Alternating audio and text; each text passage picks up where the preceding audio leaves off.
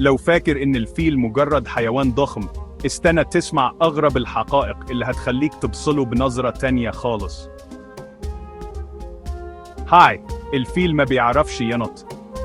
رغم قوته وضخامته، الفيل هو الحيوان الوحيد تقريباً اللي ما يقدرش ينط. وده بسبب رجله الثقيلة اللي ما فيهاش مفاصل مرنة كفاية. لكن المفاجأة إنه يقدر يجري بسرعة توصل ل 40 كيلومتر في الساعة. ذاكرته خارقة.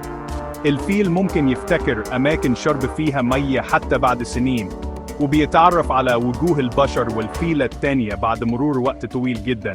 مش هزار لما يقولوا ذاكرة الفيل.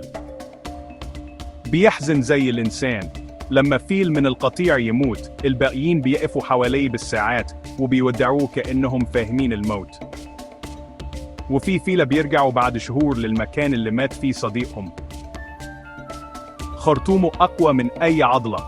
الخرطوم فيه أكتر من 40,000 عضلة، وبيستخدمه في كل حاجة: الأكل، الشرب، وحتى التحية والعناق.